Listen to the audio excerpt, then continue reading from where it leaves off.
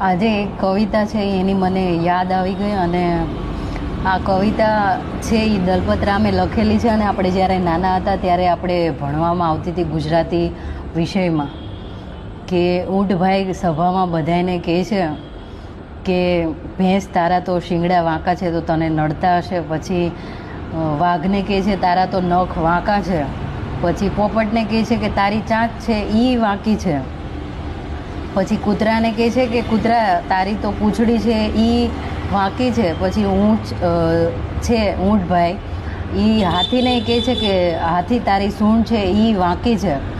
પછી એક શિયાળ જે બહુ હોશિયાર અને ચાલાક હોય છે મારી જેવો, એ પછી ઊંટભાઈને જવાબ આપે છે કે ભાઈ ઊંટભાઈ, તમે આ બધાને આ બધું કહો છો કે તમારું આ વાંકું અંગ છે અને આ છે અને તે છે, તો તમે તમારું તો જુઓ કે તમારા તો 18 અંગ છે એ વાંકા છે. તો આ દલપત રામે લખેલી કવિતા છે અને આ કવિતા છે એની ઉપરથી આપણને એમ શીખવા મળે, મોરલ ઓફ ધ સ્ટોરી એટલે બોધ એવો મળે કે આપણા જીવનમાં આવા ઊંટભાઈ જેવા લોકો ઘણા આવશે જે કહેશે કે કૃષ્ણા તારે આવી રીતે બોલવું જોઈએ, આવી રીતે વિડીયોઝ બનાવવા જોઈએ, આવી રીતે કપડાં પહેરવા જોઈએ, આવી રીતે કરવું જોઈએ, આમ તેમ. તો એ લોકોને કહેવાનું કે ભાઈ હું તો ટ્રાય કરું છું અને હું શીખું છું, તો શીખવામાં બધુંય થાય, પણ તમે તો તમારું જો